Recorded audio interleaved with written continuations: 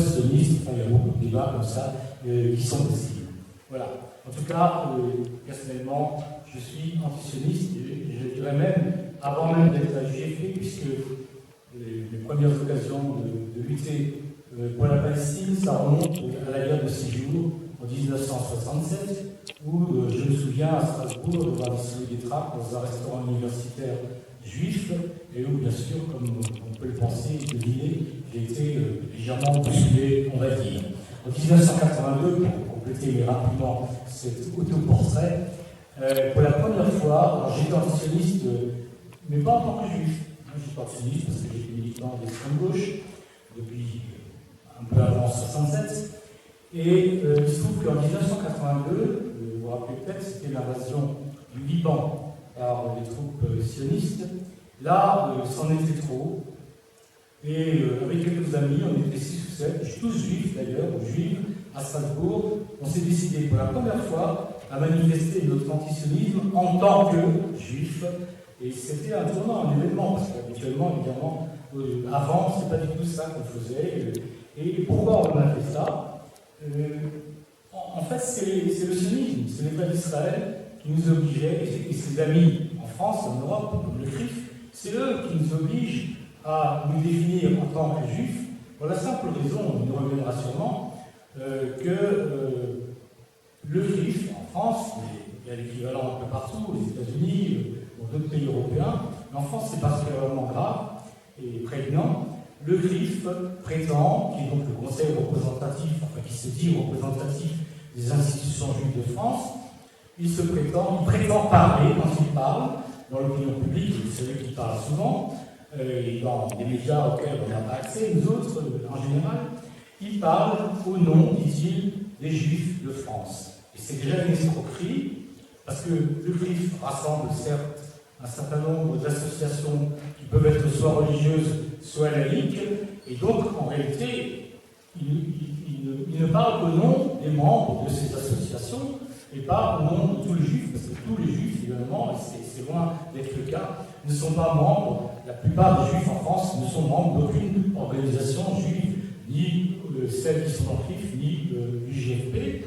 Bon, nous sommes quelques centaines en France, c'est pas beaucoup, mais en même temps, c'est important pour justement faire cette distinction et pour ne pas laisser croire que parce qu'on est juif, on est automatiquement aux côtés des criminels de guerre israéliens, et ceci depuis l'instauration de l'État qui se dit juif et démocratique. On verra qu'il y a une légère contradiction dans ces termes. Alors, j'en viens, on m'a demandé de traiter à la fois de la question de savoir s'il y a une fascisation de l'État d'Israël, parce qu'il y avait un point d'interrogation, mais la question qui m'a été suggérée, et en même temps de parler de la question du BDS, le boycott des investissements sanctions, aussi bien en Israël qu'en Palestine, bien, et aussi de dire un petit mot de la politique de notre président François Hollande. Alors je vais essayer de faire ça, mais en insistant surtout sur le premier point, c'est-à-dire la question de l'éventuelle fascisation de l'État d'Israël. Alors, je précise que j'ai choisi explicitement, parce que le sujet est beaucoup trop vaste, j'ai choisi explicitement de m'attacher à un certain nombre de lois. Il y en a 31 exactement, mais rassurez-vous, je ne parlerai pas de tout, de lois et de projets de loi qu'on peut qualifier de discriminatoires, principalement à l'égard des 20% de population palestinienne qui sont des citoyens d'Israël et qui, comme vous le savez sans doute, ne jouissent pas du tout des mêmes droits que les Juifs. Donc je donnerai le contenu d'un certain nombre de ces textes de loi. Certains sont des lois déjà existantes, d'autres sont des projets, et on verra qu'effectivement, en Israël, il y a des débats, et parfois la Cour suprême casse des lois ou des décisions qui sont prises par d'autres instances. Donc, de toute façon, on ne peut pas dire que c'est le fascisme, parce que sinon, il n'y aura pas de Cour suprême pour casser un certain nombre de choses qui, à nos yeux, sont tout à fait antidémocratiques. Alors, avant ça, je ne résiste pas, sur la question justement d'une éventuelle fascisation, à faire état d'un symptôme qui me paraît effectivement grave. Alors j'ai tiré ça d'un texte d'Alain Grèche, qui écrit souvent le monde diplomatique, et qui date de mars 2014, pardon. Et Alain Grèche qui parle du ministre des Affaires étrangères, M. Avigdor Lieberman. Son parti s'appelle Israël Beitenu, c'est-à-dire Israël notre maison. En parenthèse, Avigdor Lieberman, il n'est pas un sabrat, il n'est pas né là-bas en Israël ni en Palestine.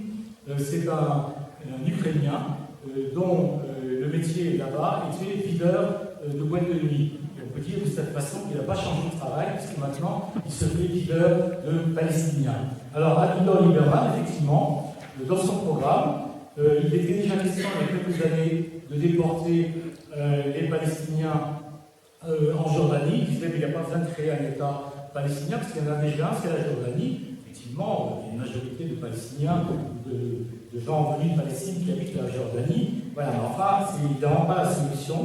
Et là, de manière plus précise, il parle cette fois-ci de ce que les Israéliens appellent arabes israéliens, mais que moi j'appelle, et je vous demande aussi de le faire en général quand vous en parlez, palestiniens, citoyens d'Israël. Parce que ça, c'est c'est une grande entourloupe qui vient de la part de l'État d'Israël, des gouvernements qui soient de gauche comme de droite, c'est de considérer que ces gens que nous nommons les Palestiniens, qui vivent en Palestine depuis très longtemps, qui existaient dans l'Empire ottoman, et qui avaient des institutions d'une société civile dès le début du XXe siècle, comme le raconte très bien, par exemple, Elias Sambar dans tous ses bouquins, eh bien, ce sont les Palestiniens. Or, les Israéliens les appellent toujours arabes, sous-entendu, c'est les envahisseurs. C'est eux qui ont envahi le territoire. Donc nous, les Juifs, nous sommes là depuis 3, 4 ou 5 000 ans, je ne sais pas exactement quand est-ce qu'ils font démarrer ce processus.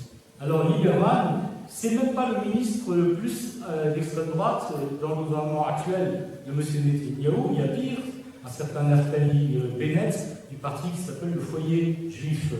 Et donc, ce monsieur, Lieberman, a demandé à ses conseillers au ministère d'étudier la possibilité, alors là je lis le texte de Grèche, donc préparer un avis juridique autorisant le transfert des régions israéliennes, du triangle et du Wadi Ara, majorité arabe, à un État palestinien, si un tel État voyait jamais le jour. Et un peu plus loin, on voit donc qu'il s'agit de rien moins que d'un transfert. Alors, une petite parenthèse linguistique, en hébreu, je me suis laissé dire que le mot qu'on traduit en français transfert, c'est le mot qui signifie aussi déportation. Voilà, alors toute déportation n'est pas suivie de la mort des gens, heureusement, mais quand même, quand M. Lieberman dit transfert, l'hébreu dit qu'il s'agit de déporter. Alors, non seulement donc les Palestiniens en Jordanie, comme je l'ai dit avant, mais également les Palestiniens citoyens d'Israël, théoriquement, de les déporter dans un futur État palestinien. Si je voulais faire un peu d'humour peut-être déplacé, je dirais que comme de toute façon Israël va empêcher qu'il y ait un État palestinien, donc au moins ce risque-là de se retrouver dans un État palestinien s'annule de lui-même. Enfin, c'est peut-être pas très drôle pour les populations concernées. En tout cas, ce qu'on peut dire pour terminer sur ce point, c'est que ça souligne bien que Israël tend de plus en plus, ça c'est depuis que la droite est venue dans les différents gouvernements, parce qu'avant il y avait les travaillistes, bon après c'est le Hérout, la droite, les différents partis de droite, aujourd'hui ça continue, et chaque gouvernement israélien, et chaque Knesset, c'est-à-dire chaque Assemblée nationale israélienne, est de plus en plus à droite, et même à l'extrême droite. Bon, M. Lieberman, on pourrait le comparer à Jean-Marie Le Pen ou à sa fille bien-aimée. Donc voilà, il s'agit en fait d'aller de plus en plus vers un État ethniquement pur, où il n'y aurait que des Juifs. Alors bien sûr, il y a des Juifs blancs, noirs, bruns, il y a ceux qui viennent du Maghreb, il y a ceux qui viennent des États-Unis.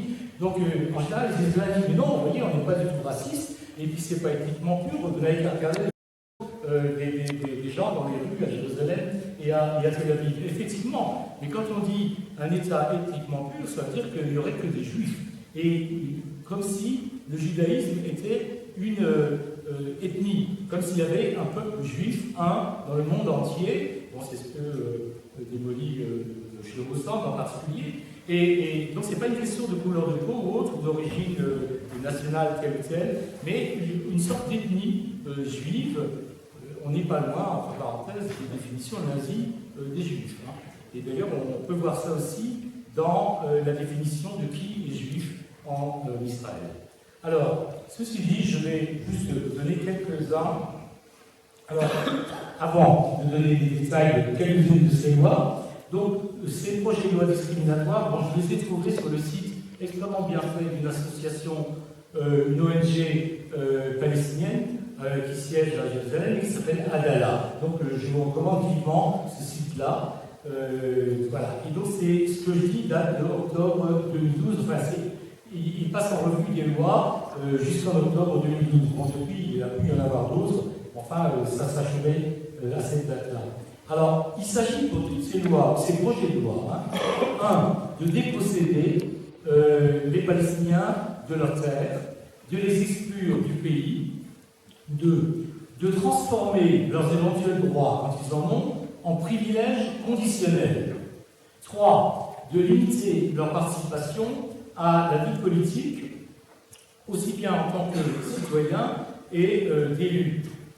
En parenthèse, j'étais pour la seule fois de ma vie en Israël et en Palestine en 2004, donc il y a 10 ans, et j'ai pu entrer à la Knesset avec des amis, et j'ai y compris rencontré, enfin, à part Ariel Sharon, que j'ai croisé à la cantine du Parlement, il était encore vivant, mais j'ai également été dans le bureau du député arabe israélien, enfin, palestinien israélien, Azmi Bishara, qui était venu d'ailleurs à Strasbourg des années avant. Et vous le savez peut-être, Azmi Bishara, c'est évidemment un nationaliste palestinien, mais qui s'était fait élire à la Knesset.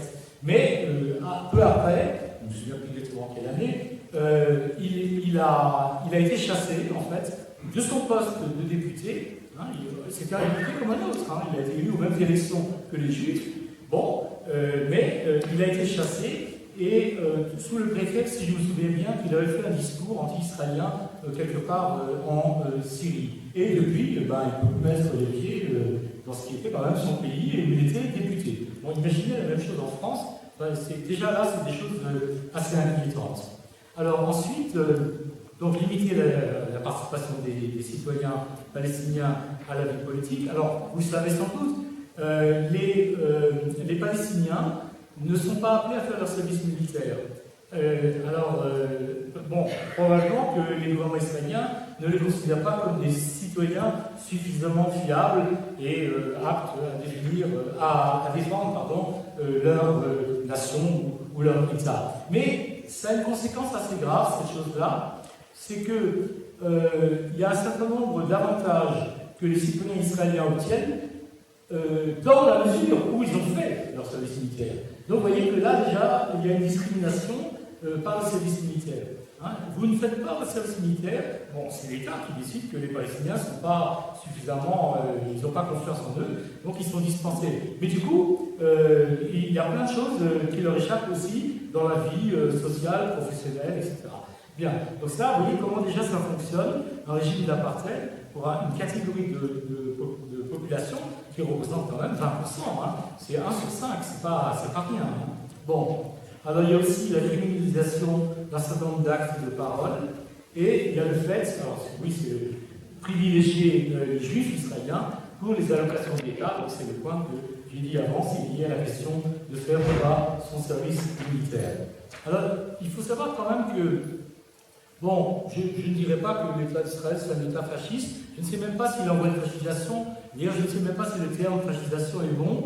En tout cas, ce que je sais, ça c'est certain, c'est qu'il y a un certain nombre à la fois de choses qui s'y passent, des actes de la part du gouvernement, de la part des institutions, de la part de la police, etc., et de la part d'une partie même de la population d'extrême droite, qui alors sont complètement contraires au fonctionnement d'un État démocratique comme nous le connaissons encore dans notre propre pays. Alors, et il y a aussi ce que j'ai dit avant, la question de la Cour suprême. Alors, pour donner un exemple qui est très récent, les Israéliens avaient décidé il y a quelque temps de construire un grand camp de concentration dans le sud du désert, du Sinaï, qui s'appelle Relut.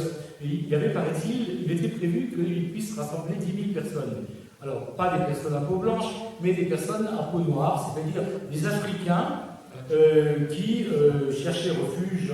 Alors ils traversaient l'Égypte, enfin ils venaient de leur pays, l'Éthiopie, les autres pays de la corne ouest de l'Afrique, et ils cherchaient refuge, ils traversaient l'Égypte, ils traversaient une partie désertique, et puis ils allaient en Israël, donc de même qu'il y a des Maghrébins qui viennent par la Méditerranée ou par l'Espagne, qui essaient de venir en France ou en Grande-Bretagne d'ailleurs. Or, il faut savoir que donc ce camp, alors il y a d'une part il y a un véritable racisme, on peut même dire, alors il n'apparaît pas comme un racisme d'État parce qu'on entend parfois M. Netanyahou critiquer des manifestants vraiment fascistes, comme il y en a eu là, cet été, il y a eu des manifestations fascistes qui étaient ouvertement anti-noirs, où ils criaient les Soudanais au Soudan, par exemple, les Éthiopiens en Éthiopie, etc. Je ne parle pas ici des falachas, c'est-à-dire c'est des juifs éthiopiens qui, eux, avaient été, comment dire, importés en Israël il y a déjà plus longtemps par une opération tapis volant, comme ils disent les Israéliens, puisque c'était là les tribus perdues, celles qui avaient connu comment dire, la reine de Saba, Salomon, etc. Ça remonte à la plus haute antiquité, avec une grande part de mythologie certainement. Bon, ceux-là, c'est des juifs. Et vous les voyez, effectivement, dans l'armée. Personnellement, quand j'étais dans un checkpoint pour aller en Cisjordanie, un territoire occupé, je me suis retrouvé alors, avec des centaines de gens coincés dans ces grillages qui partout nous font passer comme des bestiaux, n'est-ce pas, de l'autre côté. J'ai été face à une jeune falacha qui était sur un truc en béton comme ça, avec son ousil à la main, et qui surplombait absolument tout le monde. Je me suis dit à ce moment-là, mais comment ils font les Palestiniens autour de moi, les jeunes, les vieux, les enfants, les femmes qui devaient attendre des heures parfois sous le soleil de la pluie, mais comment ils font pour supporter la morgue de cette jeune-là et il faut savoir que, en plus en Israël, parmi les juifs, il y a aussi du racisme. C'est-à-dire en haut, on pourrait dire, parodier un peu les seigneurs, c'est les Ashkénazes, personnellement je suis Ashkénaze, donc juif d'origine allemande. En dessous, il y a les séfarades, ça c'est les juifs qui viennent du Maghreb ou des autres pays arabes, du Moyen-Orient, les Irakiens, etc. Bon, déjà, entre les séfarades et les Ashkénazes, il y a un certain mépris de la part des Ashkénazes contre les séfarades. Mais en dessous des séfarades, il y a encore plus bas, si je puis dire, il y a justement les falachas, c'est juste les juifs qui sont noirs de peau. Alors ceux-là, c'est... Bon, et puis en dessous, il y a encore, bien sûr, il y a les Palestiniens, ou alors, après, on ne trouvera plus des animaux, des chiens et des chats, pour être le bas d'échelle, si je puis dire. Voilà. Alors, je vais vous donner quelques... Alors, donc les lois, souvent, dont je vais parler maintenant un peu plus en détail, elles essayent de contourner justement le jugement parfois démocratique de la Cour suprême. Alors, je parlais de Holod, j'ai oublié de dire que justement, la Cour suprême israélienne a récemment exigé la fermeture du camp de rétention, de concentration de Holod. Bon, tant mieux, mais je ne sais pas ce qui va arriver avec une dizaine de milliers de Noirs, je parle de Noirs qui ne sont pas juifs, et qui sont certainement des réfugiés, des immigrés, des sans-papiers, comme on en connaît aussi pas mal dans notre propre pays. D'autant plus que, comme je l'ai dit, il y a eu vraiment des manifestations telles qu'on n'en voit même pas en France. On sait qu'il y a beaucoup de fascistes en France, mais ils n'osent pas encore, pour l'instant, ça viendra peut-être, mais ils n'osent pas encore organiser des manifs où ils diraient, bon, les nègres dehors, les Marocains au Maroc, etc. Bien. Voilà. Alors, donc, ces lois, d'ailleurs, ne sont pas nouvelles. Si on avait vraiment beaucoup de temps, on pourrait remonter à la création même de l'État sioniste, en 1948. Il y a eu tout de suite des lois qui restreignaient les libertés et qui, au fond, essayaient d'implanter l'idée que l'État d'Israël, c'est un État juif, et pour les juifs, par les juifs, etc. Bien. Alors, voilà, donc je rentre un petit peu, je vais vous donner quelques éléments, mais pas tout bien sûr, de ces lois. Alors par exemple, la numéro 1, concernant les terres des réfugiés et des déplacés. Ces terres peuvent être vendues à des personnes privées sans qu'il y ait la possibilité pour le propriétaire de demander restitution. Alors il y a un organisme israélien qui s'appelle JNF, Jewish National Fund, qui gère en fait 93% des terres en Israël. Bon, un Palestinien ne peut pas acheter de terre en Israël. C'est comme une espèce de propriété d'État qui appartient au peuple juif en général. D'une certaine façon, j'en suis aussi copropriétaire bien malgré moi. Puisque le peuple juif, pour les dirigeants sionistes, c'est pas seulement les juifs israéliens, c'est tous les peuples, c'est tous les juifs du monde. Hein. Et comme je le racontais tout à l'heure à quelqu'un, si demain, par malheur, je décidais d'aller en Israël, et étant donné que j'ai une mère juive, et aussi un père juif d'ailleurs, je pourrais automatiquement recevoir un passeport israélien. Pas de problème, hein. Je vous garantis que je ne le demanderai pas. Et alors qu'il y a je connais à Strasbourg des Palestiniens, des Palestiniennes qui sont nés là-bas, avant 48 ou après 48, mais qui ne peuvent pas mettre les pieds dans leur pays, mais qui ont pourtant, comme on l'a souvent vu, la clé de leur maison encore, qui est habitée par d'autres si elle existe encore. Donc voilà un peu, là on voit bien quelque chose qui est de l'ordre, effectivement, peut-être pas du fascisme, mais en tout cas d'une sorte d'apartheid, de coupure. Il y a les juifs qui ont tous les droits, même s'ils n'ont aucun rapport avec le Proche-Orient, ce qui est mon cas, puisque je suis de famille alsacienne depuis des dizaines de générations, mais demain je peux être israélien si je le veux, sans aucun problème, alors qu'un Palestinien né là-bas ne peut pas retourner dans son pays, même pour une période de vacances de 15 jours. Alors, deuxième loi, le ministère des Finances peut confisquer des terres pour des projets publics. Bon, voilà, c'est toujours un bon prétexte. Les anciens propriétaires ne pouvaient les réclamer qu'au bout de 25 ans, mais ils ne pouvaient plus les réclamer si l'État a transmis les terres à un tiers. Vous voyez, c'est très bien organisé. Alors, ça permet en particulier, alors il y a une troisième loi qui dit que qui concerne les établissements individuels sauvages. Alors, on a vu ça dans le film tout à l'heure, vous savez, des sionistes qui viennent des États-Unis installent un mobil-home quelque part sur le territoire palestinien, et puis après, bon, on leur branche l'électricité, le gaz, et puis après ça devient du solide, et l'armée les protège, etc. Et c'est comme ça que peu à peu ils grignotent la Palestine historique. Alors justement là, donc ces établissements individuels sauvages, en particulier dans le Negev, cet amendement permet qu'ils soient reconnus officiellement. Alors ça ne concerne pas les Bédouins, parce que vous savez, on a beaucoup parlé des Bédouins du Negev, qui ont encore des villages, Al-Araki, qui a été rasé 20 fois peut-être, mais les Bédouins restent. Hein, ils ont compris qu'il ne faut pas s'en aller, ils logent sous de la tôle, sous des trucs en tissu, mais ils ont décidé qu'ils ne bougeront pas. Alors que l'État d'Israël veut les regrouper dans 3 ou 4 villes, sorte d'établissements néocoloniaux, hein, qui seraient gérés effectivement par les Israéliens. Alors, il y a aussi par exemple le cas alors c'est la loi numéro 7 là, que j'ai regardé, des petites communautés dans le Negev, le Nakab en arabe, et en Galilée, enfin la Galilée, Judée, la Galilée. Vous savez, il y a des noms aussi, il y a des guerres linguistiques. Hein. Ce que nous appelons, nous autres amis de la Palestine, de la Cisjordanie, les juifs israéliens et les juifs, les sionistes ici en France, ils appellent ça Judée et Samarie. Hein. C'est les noms anciens qu'on trouve dans la Torah. Donc il faut faire très attention aux mots qu'on emploie. Hein, donc il faut employer les mots pour le dire, c'est-à-dire les mots pour dire notre solidarité avec le peuple palestinien et pas les noms des sionistes. Donc ces comités, alors c'est très, très subtil comment c'est fait, toujours pour écarter les Palestiniens israéliens, les Palestiniens d'Israël. Hein. Donc il y a des petites communautés dans le Nakab, dans Galilée, ils ont des comités d'admission qui sont libres de rejeter les gens qui veulent y vivre. Alors à quelles conditions? S'ils ne conviennent pas, ça c'est une citation, hein, s'ils ne conviennent pas à la vie sociale de la communauté, au tissu social et culturel de la ville. Alors comme la loi en Israël interdit, c'est là on voit que c'est vraiment vicieux derrière, la loi en Israël interdit théoriquement l'exclusion des personnes en raison de leur race, leur religion, etc., nationalité ou genre, comme en France. Hein.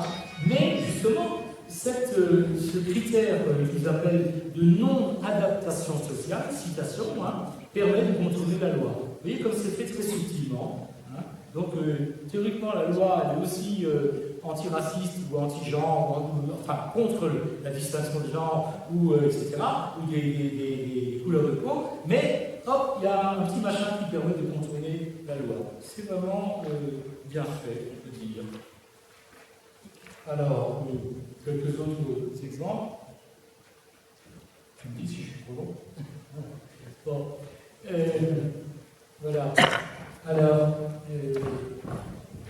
oui, autre petite chose comme ça vicieuse, concernant les allocations parentales, comme les allocations familiales chez nous. Elles ne sont pas versées pour les enfants non vaccinés. Alors là aussi, ça concerne en fait les Bédouins. Parce que comme la plupart des Bédouins n'ont pas accès aux soins, et bien du coup, voilà, ils ne sont pas vaccinés, et du coup, ils ne bénéficient pas des allocations familiales. Vous voyez comme tout est très bien organisé. Alors, je vais un peu plus loin.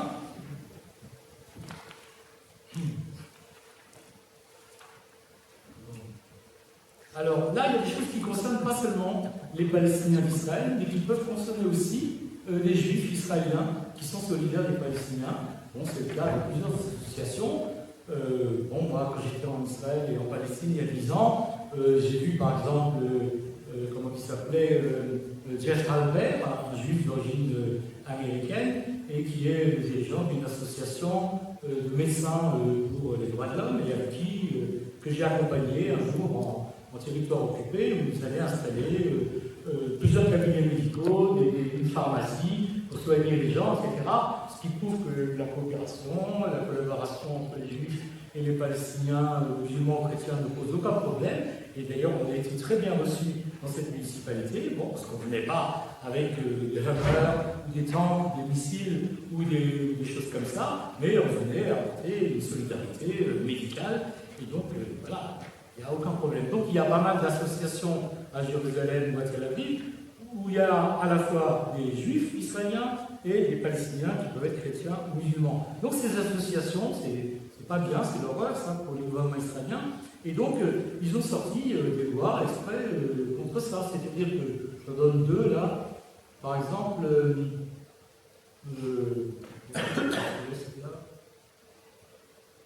oui, alors il y a par exemple les organisations qui nient l'existence d'Israël en tant qu'État juif et démocratique, on y reviendra, ou qui commémorent le jour de l'indépendance, donc en avril ou mai 48, mai 48, ouais, comme un jour de deuil, puisque c'est en même temps le jour de la Narba. Évidemment, si vous commémorez la Narba au lieu de commémorer l'indépendance, or il y a aussi des juifs israéliens qui commémorent comme nous la Narba, et pas l'indépendance d'Israël, qui est vraiment le colonialisme en place, eh bien, le financement est coupé pour ces associations.